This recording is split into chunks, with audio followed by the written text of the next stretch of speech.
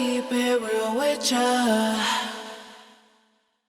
Happy Sunday, everybody. It's me, Minu, back with another video. I'm still talking about the films that I saw during the Japan Film Fest. It is over now, but I managed to watch all the movies that I wanted to watch. I watched almost every Naginata movie except for two, which seemed really, really boring. One that I did not watch was this one called Thou'lt Look Back No More, Never, Never, Never. It's about a film. It's about a woman who this guy approaches to put her in a film. And I'm just like, it's just boring. And then, there was three. Then Tokyo Girl and Boy, which is supposed to be about some guys robbing a thing and they run into a woman.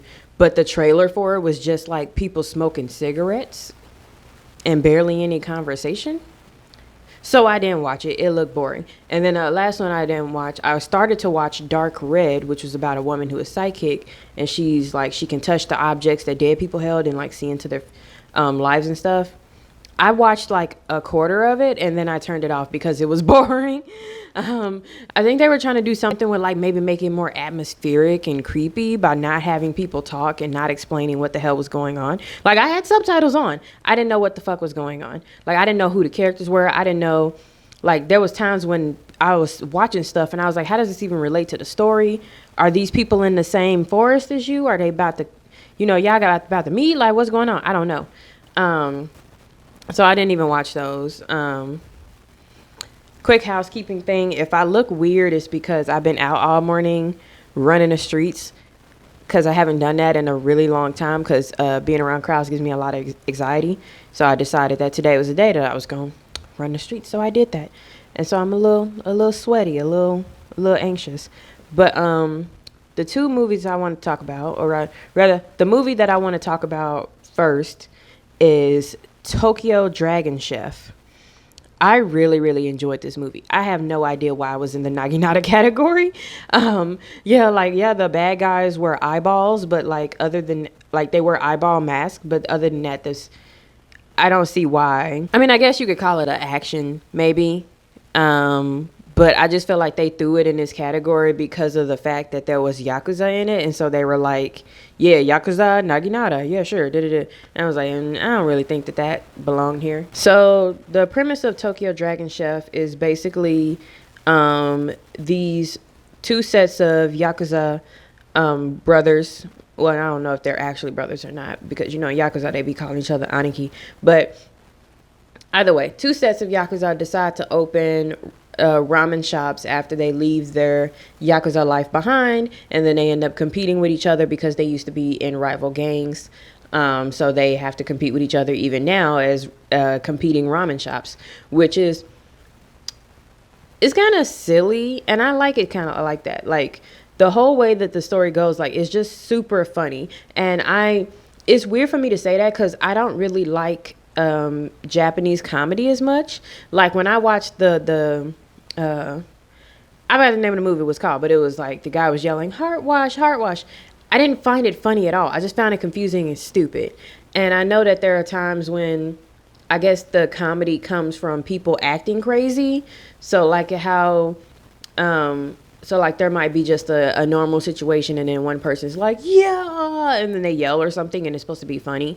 Even if you watch like Sadako versus Kaneko, like The Ring versus The Grudge, it's played off like it's supposed to be like a comedy horror, but it fails at the comedy and the horror. Like you had these crazy situations and then you had these super serious people and it was supposed to be funny. I could tell it was supposed to be funny, but I just was not laughing at all, and I wasn't scared. Like it wasn't even when they thought they were being like gruesome or gory, it just looked like slapstick, so it wasn't even scary. So they failed on all fronts. And the movie came out way too late to be a part of the versus genre, so they was just, I don't know what was going on there. But back to Tokyo Dragon Chef. So the main characters are Ryu and Tatsu. I don't think that they're actually brothers, but they do call each other Aniki. So Tatsu is like in prison for I think like 2 or 3 years, and then when he gets out, Ryu tells him like, hey, the head of our Yakuza family, He dead. Like, he got his head cut off. He's dead. The whole family has been dissolved. There's no family for us to go back to. We need to go straight. We need to have like real jobs and a real life. And Tatsu's not very happy about that at all. And then he basically is like, let's start a ramen business. So apparently, while Tatsu was in jail, Ryu was like out with, he had this kind of like food truck, but it sold Nate cocoa. I don't know what that is, but it's some kind of drink that people liked. And so he was like riding around in his food truck selling that, and then Tatsu was just starting to help him. And then this lady, they ordered this ramen, and then this lady came and she like feeds them. And they're like, yes, we should open a ramen shop. Like, this is going to be great. We should do that. And like, there's just so many moments with them too that's like hilarious for no reason. Like, there's this one moment, and this is at the beginning. I won't give you the whole thing, but this is at the beginning where they go to visit a priest, and Tatsu's straight up like, yeah, so my mother was a whore. And Ryu's like, what? And he's like, she's a whore, but we had all this money and I stashed it away with the priest. So this is the money we're going to use to buy the ramen shop. And I was like, cool. And so they bought it, and then they like opened their ramen shop. And then these other ex-Yakuza named Jin and Kazu, they are rival Yakuza, but they also have the same fate where this mysterious person like kills a bunch of their members and the family dissolves. So they also open a ramen shop. And they happen to open it like, they don't have an actual restaurant like our main people. They have like a food truck, but then they set up tables outside of it so people can eat. So they decide to also open a ramen shop. They just have the same idea. It just happens like that. And then they compete with each other and all of that stuff because they still holding on to those old rivalries. And then there is, and you might see this from like trailers, when you see like the main villain of the thing is like a group of guys who are like masked that are eyes, and like and they're just out there like killing Yakuza for whatever reason. And I won't tell you the reason. You do find out the reason, but I won't tell you the reason because I really want you guys to watch the film yourself. But the funny thing, like, this movie is just funny for no reason. Like, it's also part musical. So like when Ryu and Tatsu were like having their idea about the ramen shop, they were in an onsen, and they were like, yeah, let's do this. And then out of nowhere, there's just this big musical number where everyone starts singing about ramen and why it's great. And like, I think they said like, this ancient Chinese food. Morticia. Anyway, there was like this ancient Chinese food that's like really, really delicious, and it brings everyone together and we love it. But they're in an onsen, so like a bunch of people are naked, like the lead singer woman's in a towel, and then you have like the men pop out of the onsen and they're naked. And it's just really hilarious. And I don't know if anyone noticed when that happened, because it kind of like happens on its own. And then you have this part of the musical where they're not in the onsen anymore. They're in some other area and they're doing like backflips and dances. It's just hilarious. And when I saw it, I immediately like recorded it and posted it to my stories on Facebook, because I was like, yeah, this is crazy. Because I don't know how much I can actually post in a YouTube video because it is a new film. So I don't want to get like copyrighted or anything, but that was really, really funny. And then there was this time when a customer came in and they ate the ramen, and they were like, she started singing about how ramen is so great and she loves it and it fills her up. And I'm just looking like, do these niggas notice do they notice her just dancing out of nowhere? Because everyone else seems completely cool with it. And so like, yeah, you got the beef between the two Yakuza. You also they both have like female companions, but not like in a sexual way, but like a young girl comes in and she's like, I want to work here. And then they have this other girl named Mimi. She's the most colorful character out the whole movie, but she ends up working with Jin and Kazu and helping them strum up business for their ramen shop. And so it's just this back and forth, and there's some fun little nods to like what the current events, they mention Corona, they mention and then they have like YouTubers who like review food, but then they also have YouTubers who are famous for like eating a whole bunch of food, like mukbang, whatever it's called. But they have that in there too. And then the guys are all confused because they're old. They don't know anything about YouTube reviews and what's going on. They just know that when someone does a YouTube video, they get business. And then this film is also really, really colorful. Like, and I mean, that's one of the things that I enjoyed that made this stand out over the other Naginata films, because the other Naginata films are more like, they're supposed to be dark and depressing. And so there isn't a lot of color. And if there is color, it's more on the like deeper color spectrum where there's like, you know, blood and stuff. But this one had bright pinks and greens and reds and all that stuff. I really enjoyed the cinematography for some reason. Um, and there's also like, and like how the villain is set up too. Their whole thing is very colorful. Like their, not their dungeon, but like their home base or whatever is really, really colorful. And it like contrasts with what you see with the Yakuza and their ramen businesses. So I really enjoyed all of it. I would say the only thing that kind of disappointed me was that the villain, they seemed like kind of easily defeated, because it felt like the majority of the movie was about the ex-Yakuza guys fighting each other over ramen. And then they get and then the guy who was killing all the Yakuza comes back around, and they're like, oh my God, that's the guy who destroyed our family. And then they go to fight them. And it just seems like you think that this is like the climax of the movie, that it would have like higher stakes. And there are stakes, but it didn't feel like anyone might die. It didn't really feel like anyone might even get injured. You know, like you just knew that all of the characters were going to survive, and you just knew that they were all going to beat the villain of the movie.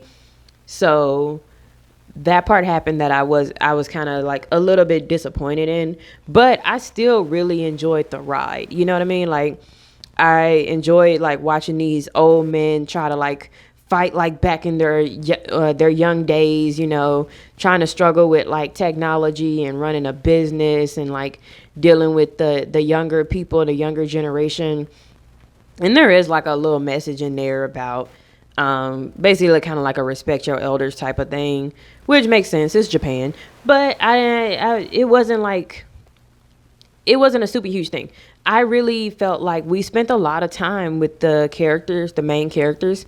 We got to know them. They had these like sweet moments where they talked about like, one guy, Jin, was talking about how his mother used to make him ramen when he was young, and how it like reminds him of home, you know. So they still had these sweet moments where you got to like really care about the characters and what was going on between them. And you felt bad when they fought. Like you really just wanted them all to like team up and be like, and like work together with their ramen shops. Like I don't even know how that would work, but you really, really like all of them. And so I guess that's why there was never any real danger. Like they tried to make it seem like it was some danger, but it just didn't feel like it. And when they finally faced off against the main villain, we had a moment where it was like, ooh, look, he's, you know, he can, you know, dodge all our attacks. What's going on? Why can't we hit him?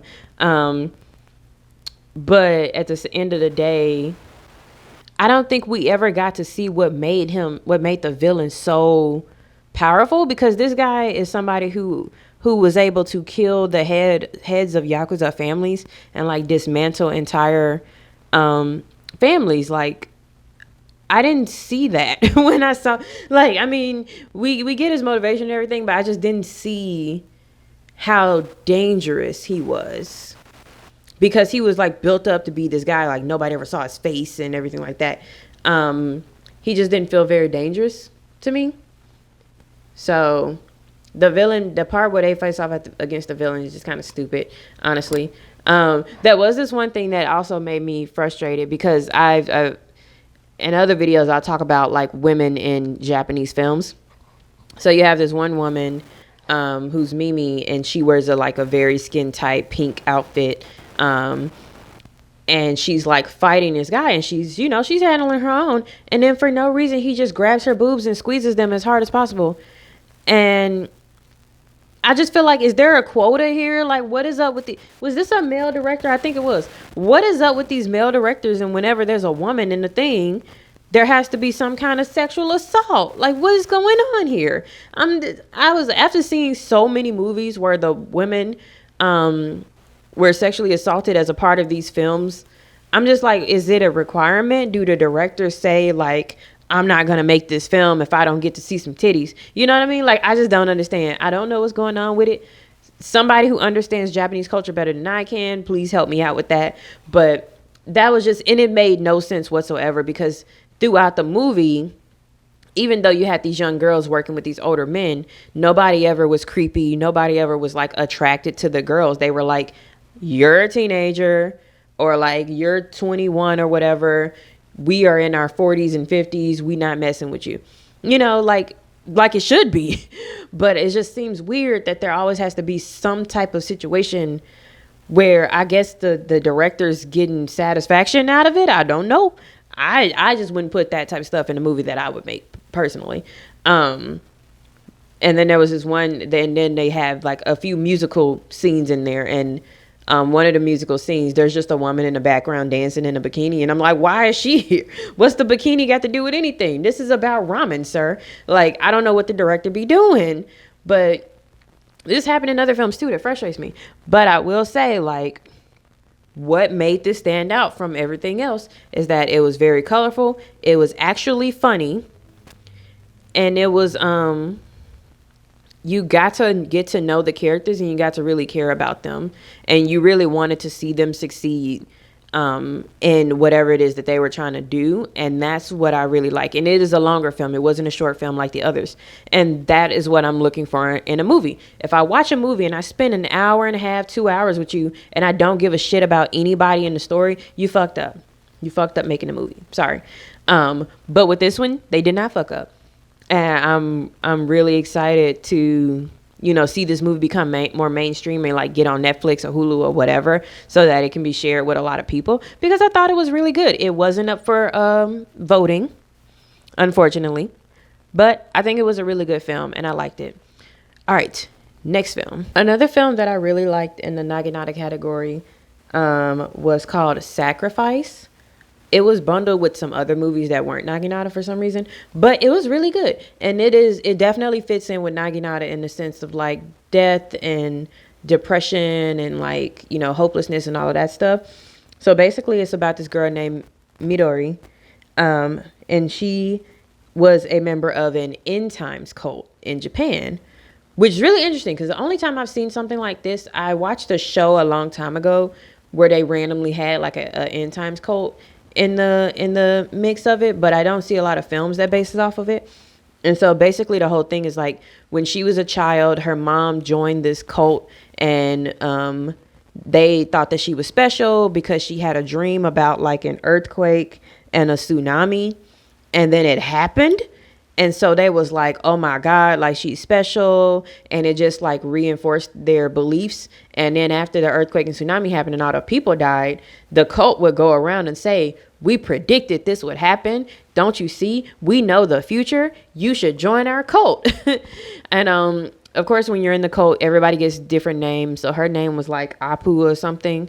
They didn't call her Midori, but she escapes as a child after that. And because another little boy is supposed to be special and have like special powers helps her escape. And he's just basically like, you just need to keep running. Like, you got to go. Like, you can't be here no more. And she was like, what about my mom? He's like, you ain't gonna see your mom no more. You just got to go. So she runs away from there and starts a new life. And she ends up, it's like 7 years later, she's in college.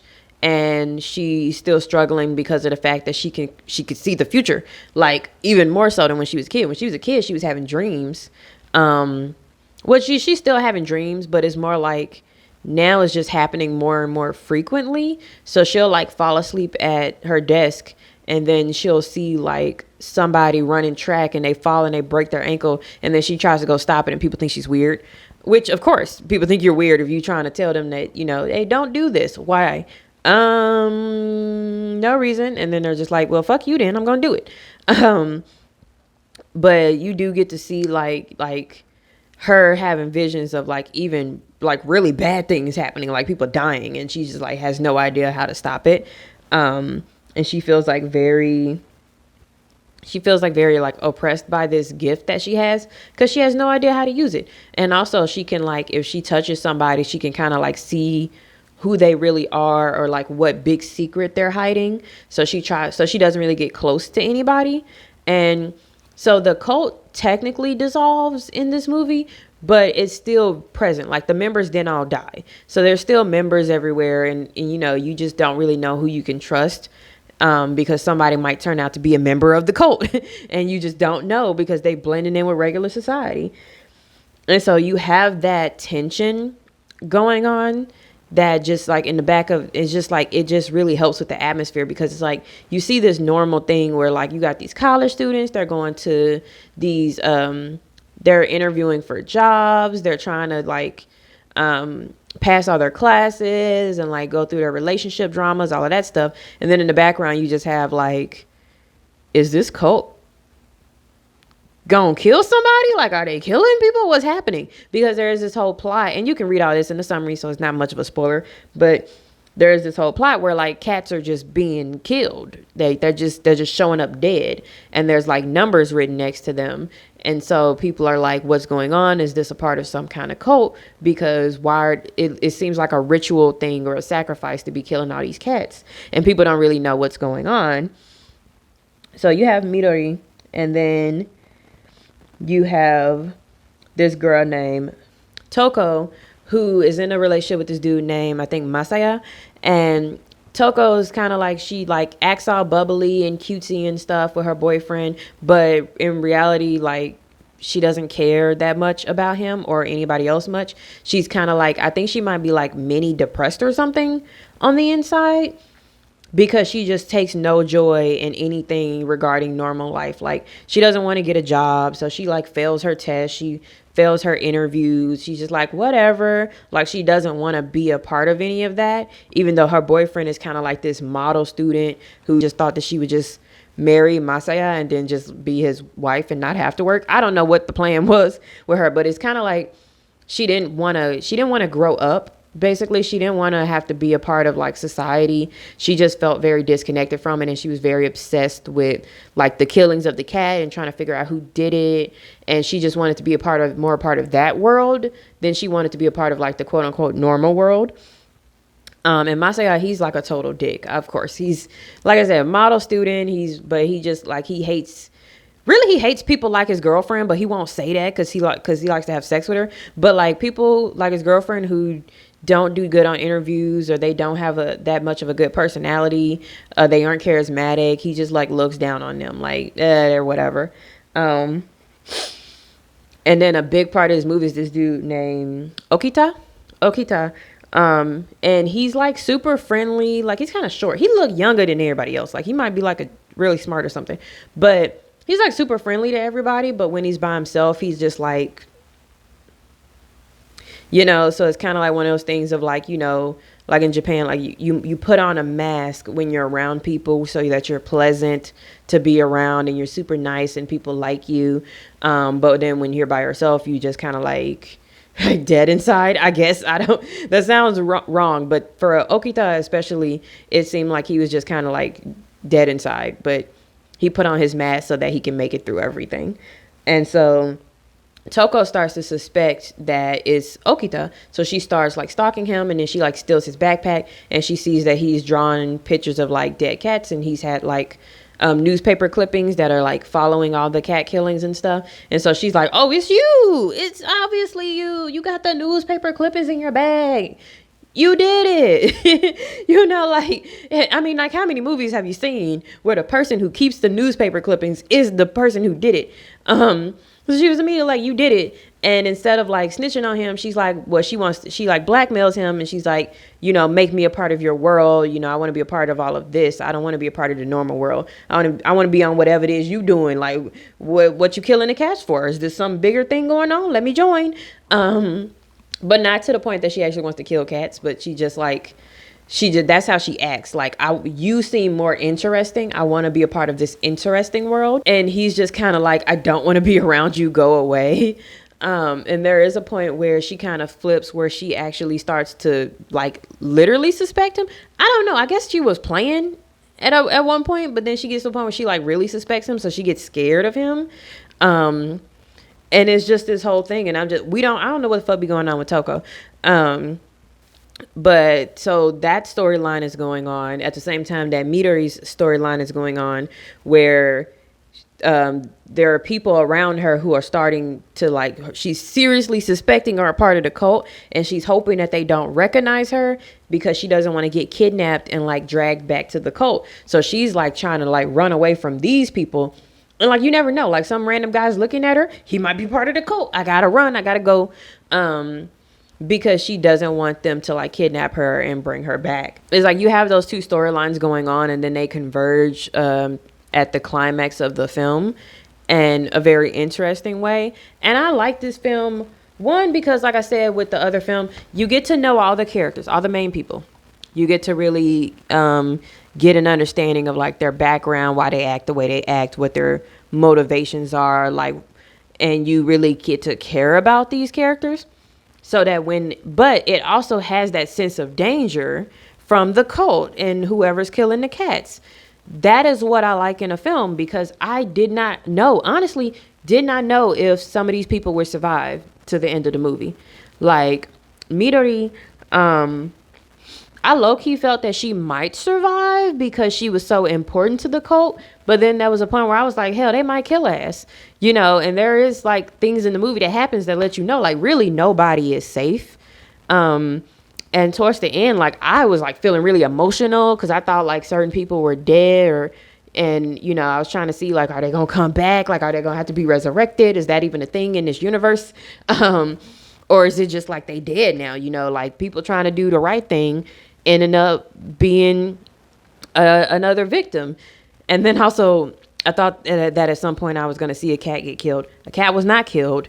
And then I'm hoping that the picture of a dead cat that I did see was like fake, because I don't believe that it's legal to kill. And even in Japan, I don't believe it's legal to kill an animal to be a part of a movie. Hopefully. But, you know, so you got the killer, the cat killer plot, and then you got the cult, and then you got like Toko and Okita. And so it's a really, really interesting movie. I was really glad that I watched it. It was the night before the film festival ended. So I was really, really glad that I watched it, because I was just like, okay, this is real filmmaking. Like, yeah, I saw like a couple films, like I talked about, you know, Cosmetic DNA, and then I'm going to talk about Osaka Loan Shark, that I thought were good, but they were good in their own right. But there was a lot of movies that I watched in the Naginata category that I'm going to talk about that were just bad. That was like kind of like, what are you trying to do with this film? Why did this happen? Why do you keep making films where women are treated this way? Like, there was so many films I was watching that I was like, what the fuck? Like, is this a Japanese thing? And I just don't know, you know, that I was just really confused and frustrated about. And some of them I was like, some of y'all just made a movie to make a movie, and I don't like that.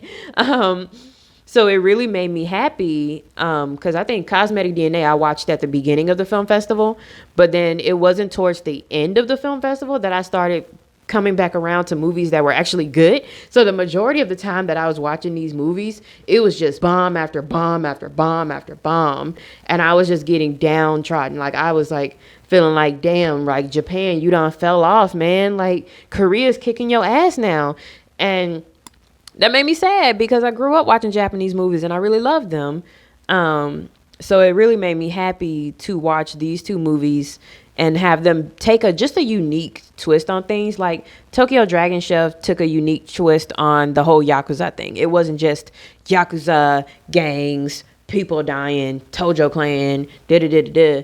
It was like a ramen shop and like ramen shop rivalry, which was a fun and different thing to see coming out of that type of movie. So they took that and they ran with it. And then Sacrifice, yeah, the cult storyline may not be super new or anything, because I mean, there have been cults in Japan, we know this, but I think that the cinematography, the direction, and the writing was what really made this film stand out from all the other like sad or depressing type films. Like, I really cared about everything that happened. I almost even shed a tear at the end. I almost did.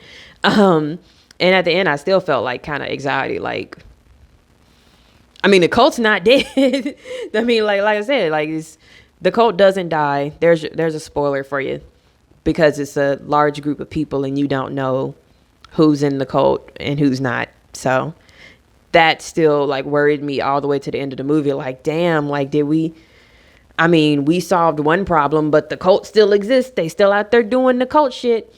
And so I just really enjoyed it. And I really hope to see it, just like Tokyo Dragon Chef, just like Cosmetic DNA, be like available on streaming platforms, even with or without a VPN, so that other people can watch it. And I think that those directors and producers and actors really, really deserve their props for making such good movies. And I'm really happy that I got to watch some really good Japanese films. So those two films were the only thing I wanted to talk about today. I'll be back next week to talk about other films that I watched. One other good film, Osaka Loan Shark, that I liked. And then I will also tell y'all about a bunch of the really shitty films that I watched. Literally. So stay tuned if you want to hear about those other films as well. But until then, I hope you guys enjoy the rest of your weekend, and I'll see you next week. Bye.